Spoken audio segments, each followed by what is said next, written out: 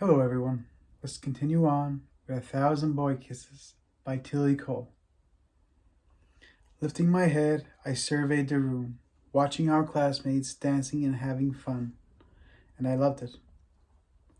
I looked at each person I had grown up with, wondering what they would make of themselves when they grew up, who'd they marry, if they'd have kids. Then my eyes stopped at a familiar face looking at me from across the room. Avery was sitting with another group of friends. When I caught her eyes, I held up my hand and gave a small wave. Avery smiled and waved back.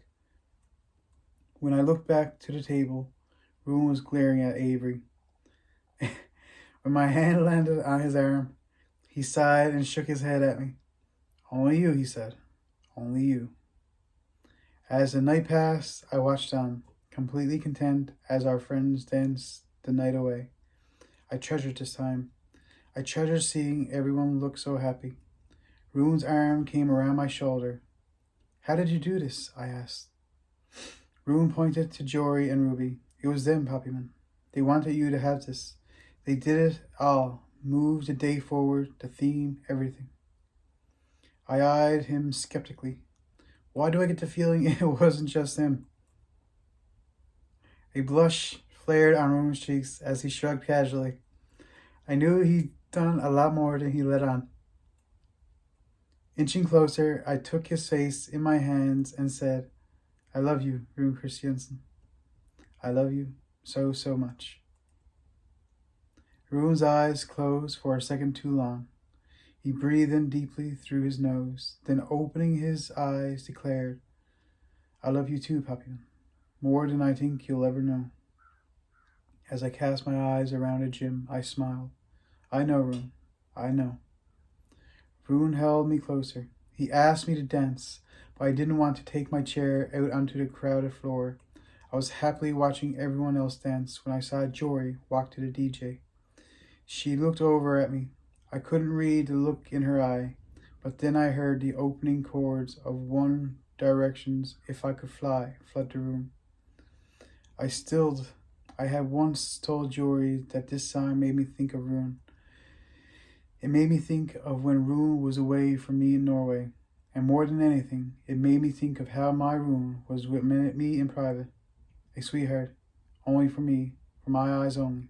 When he told the world that he was bad, he only ever told me he was in love. He was loved so completely. I had dreamily told her that if we had ever married, it would be our song, our first dance. Rune slowly got to his feet. It seemed like Jory had told Rune. As Rune leaned down, I shook my head, not wanting to take my chair on the dance floor. But then, to my surprise, with a move that completely stole my heart, Rune took me in his arms and swept me to the floor. "Rune," I protested weakly, wrapping my arms around his neck.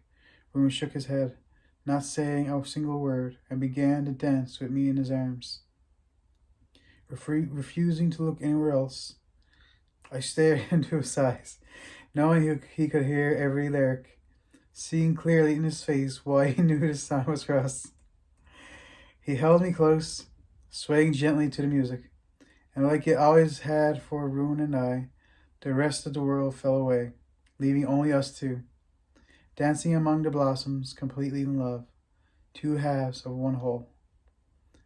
As the song hit its crescendo, slowly bringing it to a close, I leaned forward and asked, "Rune?"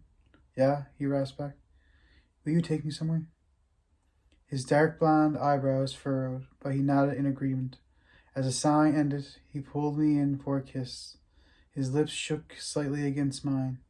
Feeling overcome with emotion too, I allowed myself a solitary tear before taking a deep breath and shooing it away. As Rune withdrew, I whispered, "Kiss 995, with my Rune at prom as we dance." My heart almost burst. Rune's forehead pressed to mine. As Rune moved us to leave, I glanced to the center of the floor. Jory was standing still, watching me, tears in her eyes, capturing her gaze. I placed my hand over my heart and muttered, "Thank you. I love you. and I'll miss you. Jory's eyes closed. When they opened again, she mouted back, I love you, and I'll miss you too. She held her hand up in a small wave, and Rue met my eyes. Ready? I nodded. Then he placed me in my chair and took me from the hall.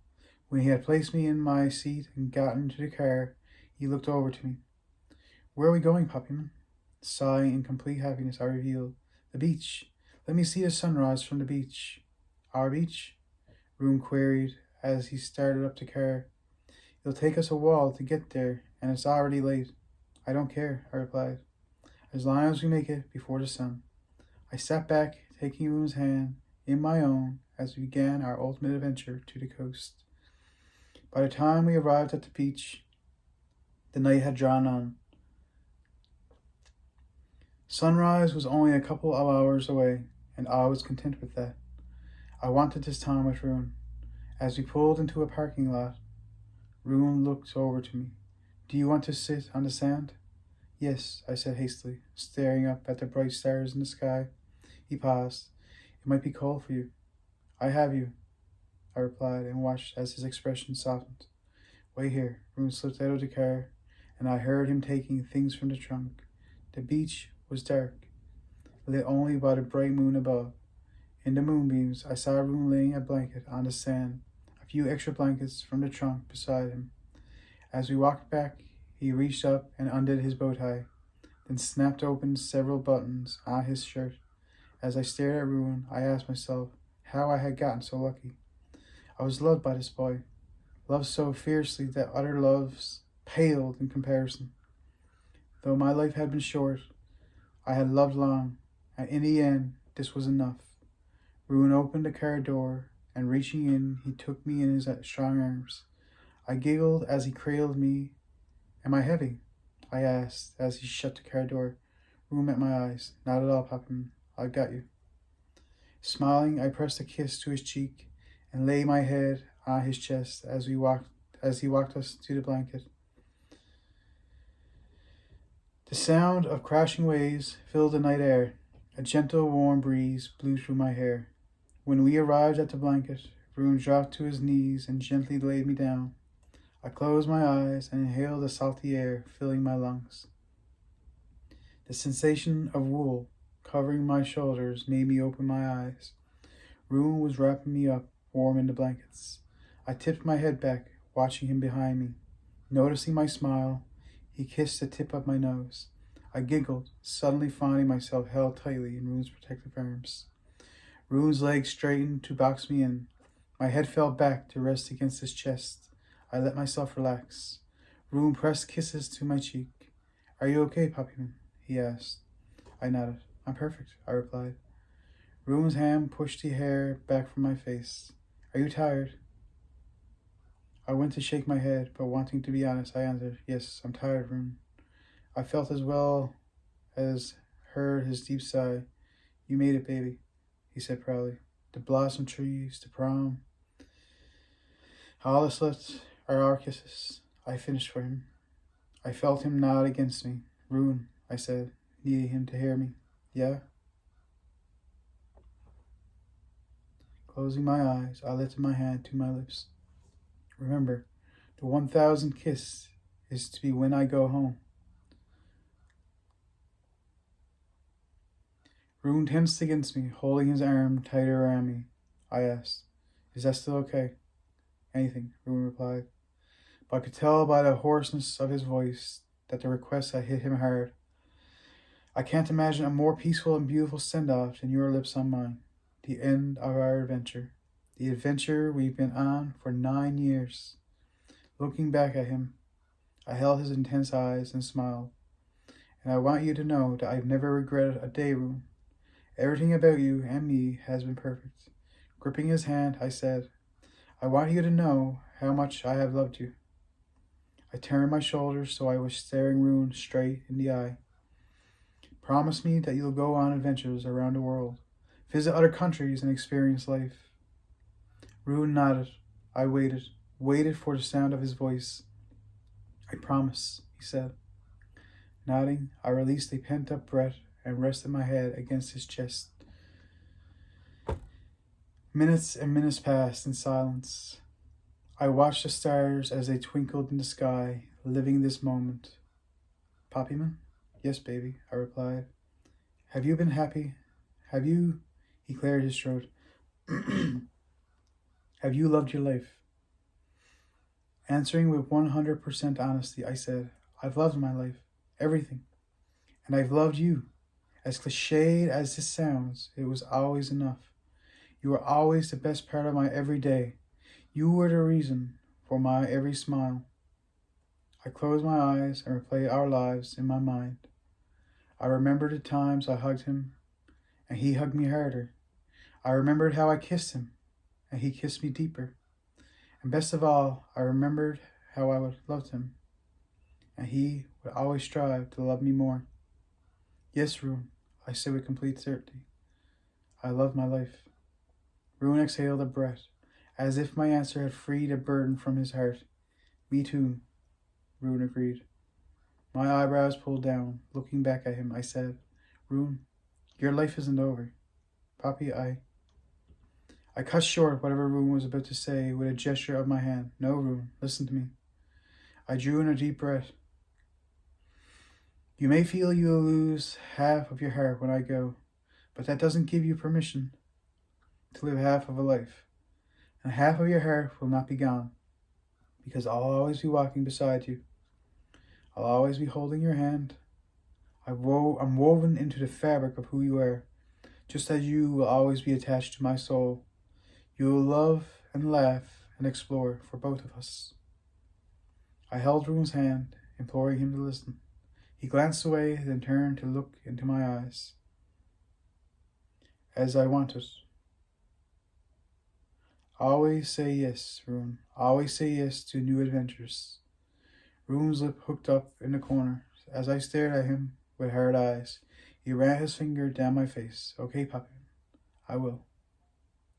I smiled at his amusement, but then said in all seriousness, You have so much to offer the world, Rune. You're the boy who gave me kisses, made real my last wishes. That boy doesn't stop because he suffers loss. Instead, he rises, just as sure as the sun rises each new day. I sighed.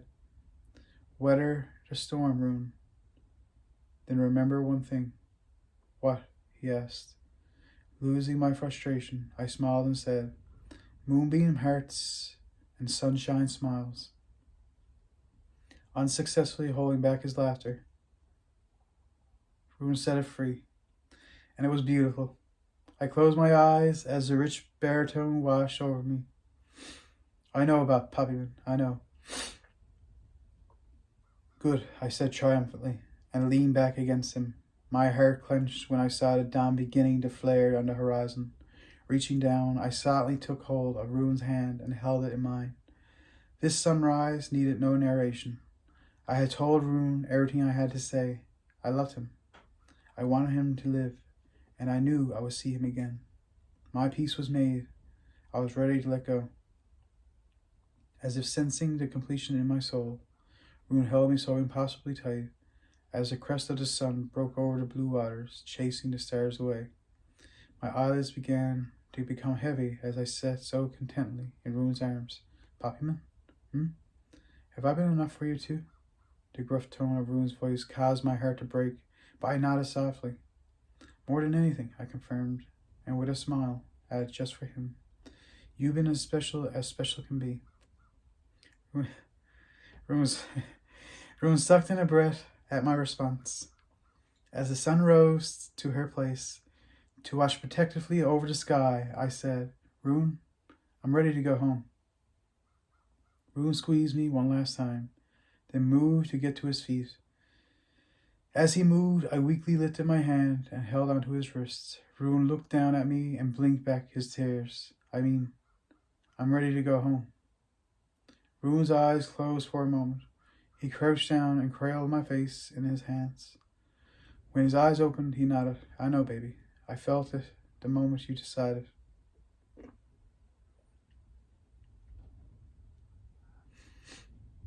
I smiled. I took one last glance at the panoramic view. It was time. Rune gently lifted me into his arms, and I watched his beautiful face as he walked back over the sand. He held my gaze.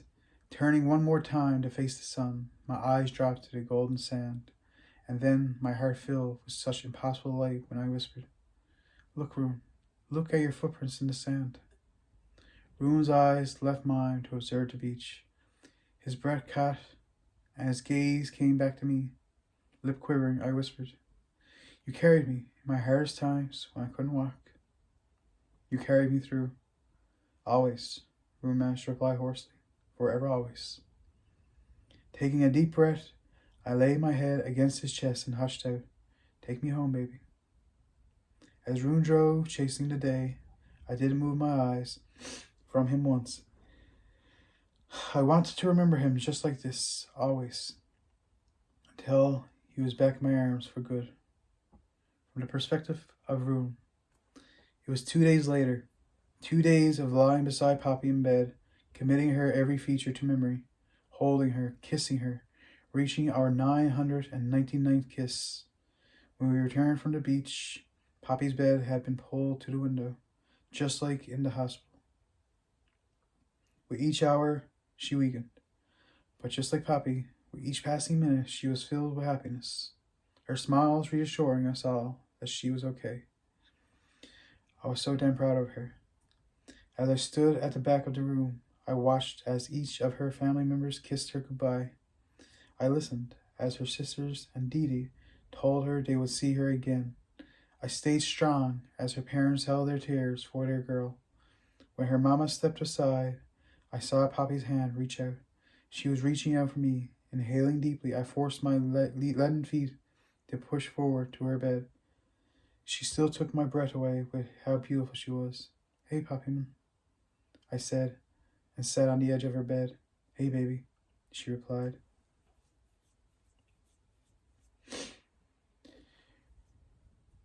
Her voice now barely above a whisper. I brought my hand to hers and pressed a kiss to her mouth. Poppy smiled and melted my heart. A loud gust of wind blew past the window, whistling against the glass. Poppy inhaled sharply. I turned to see what she was seeing. A mass of blossom petals went sailing in the wind. "They're leaving," she said. I closed my eyes briefly. It was apt that Poppy left the same day that the cherry blossoms lost their petals too. They were guiding her soul home.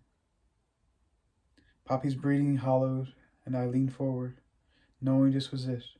I pressed my forehead to hers just one last time. Poppy lifted her soft hand to my hair. "I love you," she whispered. "I love you too, Poppyman." As I pulled back, Poppy looked into my eyes and said, "I'll see you in my dreams." Trying to hold back my emotions, I rasped back, "I'll see you in my dreams." Poppy sighed, a peaceful smile gracing her face. Then Poppy closed her eyes, tilting her chin up for her final kiss, her hand squeezing mine. Lowering myself to her mouth, I pressed the softest, most meaningful kiss to her soft lips. Poppy breathed out through her nose, her sweet scent engulfing me, and she never breathed again. Reluctantly pulling back, I opened my eyes, now witnessing Poppy in eternal sleep. She was as beautiful now as ever she was in life, but I couldn't tear myself away, and I pressed another kiss to her cheek. 1001. I whispered aloud. I pressed another and another. 1002, 1003, 1004. Feeling a hand on my arm, I looked up. Mr. Litchfield was shaking his head sadly. So many emotions rushed around within me that I didn't know what to do. Poppy's now still hand remained in mine, and I didn't want to let go. But when I looked down, I knew she had returned home. "Poppyman," I whispered, and looked out the window at the fallen petals racing by. As I glanced back, I saw her jar of kisses on her shelf, a single blank paper heart and pen lying beside. I got to my feet, scooped them all up, and rushed out onto the porch. As soon as the air hit my face, I fell back against the wall, trying to blink away the tears streaming down my face. Slumping to the floor, I rested the heart on my knee and wrote. Opening the jar, I placed the now complete heart.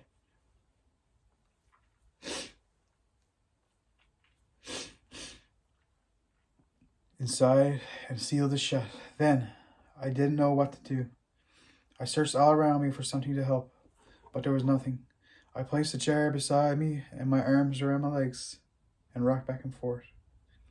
A creak on the step rang out. When I looked up, my papa was standing there. I met his eyes.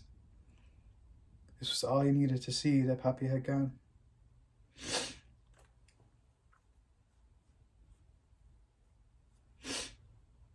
My papa's eyes immediately filled with water. I couldn't hold back my tears anymore, so I released them full force. I felt arms wrap around me. I tensed. Then looked up to see my papa holding me in his arms. But this time I needed it. I needed him. Giving up the final traces of anger I still harbored, I fell into my papa's arms and set free all of my pent-up emotions. And my papa let me. He stayed with me onto that porch as day gave way to night. He held me without uttering a single word. It was the fourth and final moment that defined my life, losing my girl. And knowing it, my papa simply held me. I was sure that if I listened closely to the howling wind rushing by, I would have heard Papi's lips break into a wide smile as she danced her way home. Papi was laid to rest a week later. The service was just as beautiful as she deserved. The church was small, the perfect send-off for a girl that loved her family and friends with all her heart. After the service, I decided against the wake at Papi's parents' house and came back to my room. Less than 2 minutes later, a knock sounded on my door and my mama and papa walked in. In my papa's hand was a box. I frowned when he laid it on my bed. What's this? I asked, confused. My papa sat down beside me and put his hand on my shoulder. She asked us to give this to you after her funeral, son. She prepared quite a wall before she passed.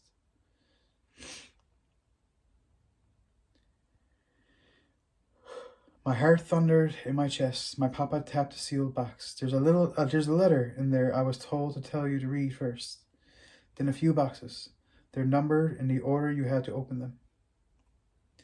My papa got to his feet. As he went to leave, I gripped onto his hand. Thank you, I said hoarsely. Papa leaned forward and kissed my head. Love you, son, he said softly. Love you too, I replied, and meant every word. Things this week had been easier between us. If Papi's short life had taught me anything, it was that I had to learn to forgive. I had to love and I had to live. I blamed my papa for so much for so long. To the end, my anger caused only pain. Moonbeam hearts and sunshine smiles. My mama kissed me on my cheek. We'll be outside if you need us, okay? She was worried about me, but there was also a part of her that had relaxed. I knew it was the bridge I built with my papa. I knew it was the release of all my harbored anger. I nodded and waited until they had gone. It took 15 minutes until I could bring myself to open the box. Immediately, I saw the letter on top. It took me 10 minutes more to break its seal. Rune, let me start by saying how much I love you. I know you knew that. I don't think there is a person on the planet that didn't see just how perfect we were for each other. However, if you're reading this letter, it means I am home. Even as I write this, I know that I'm not scared. I guess the last week has been bad for you. I imagine it has been an effort to even take a breath, to get out of bed each day, I know, because that's how I would feel in a world devoid of you. But even though I understand, it pains me that my absence will do this to you. The hardest part was watching those I love crumble. The worst part for me with you was watching the anger burn within. Please do not allow that to happen again. If only for me, continue to be the man you have become, the best man I know. You will see that I have given you a box. I asked your papa to help me weeks and weeks ago. I asked him to help me. He did so without a second thought, because he loves you so very much. I hope you notice now. In the box, there will be another large envelope. Please open it now, then I will explain. My heart raced as I gently placed Poppy's letter on my bed. With shaking hands, I reached into the box and pulled out the large envelope. Needing to see what she had done, I quickly broke the seal. Reaching inside, I pulled out a letter, my eyebrows pulled down in confusion. Then I saw the letterhead, and my heart completely stopped. New York University, Tisch School of the Arts. My eyes scanned down the page, and I read, Mr. Christiansen, on behalf of the admissions committee, it is my honor and privilege to share with you that you have been admitted to our photography of imaging program. I read the entire letter. I read it twice, not understanding what was happening. I scrambled to find Poppy's letter and read on. Congratulations! I know that right now you will be confused. Those dark blonde eyebrows I adore so much will be pulled down, and that scowl that you wear so well will be etched on your face. But it's okay. I expect you to be shocked. I expect you to resist at first. But Room, you won't. This school has been your dream since we were kids. And just because I am no longer there to live my dream alongside you, it does not mean that you should sacrifice yours. Because I know you so well, I also know that in my final weeks, you will have abandoned everything to stay by my side. I love you for that more than you will ever understand. The way you cared for me, protected me, the way you held me in your arms and kissed me so sweetly.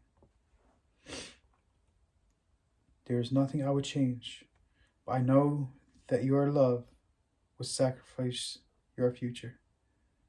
I couldn't let that happen. You were born to capture those magical moments from Christiansen. I have never seen a talent like yours. I have also never seen someone so passionate about anything. You are meant to do this. I had to make sure it happened. This time, I had to carry you. Before I asked you to look at something else, I want you to know that it was your papa who helped me assemble your portfolio to secure your place. He has also paid for the first semester tuition, as well as your dorms. Even when you continued to hurt him, he did this so selflessly. It brought me to tears. He did this with so much pride in his eyes that it floored me. He loves you. You are loved beyond measure. Now please, open box number 1. We'll end it there for this video. I hope you will join me again in the next video, where I believe it will be the last video that we continue reading 1,000 Boy Kisses. So, if you like, leave a comment and tell me, what would you like me to read next? Because I'm sure I can read whatever you'd like me to read, and I'll enjoy it. I'm sure I will. Bye for now.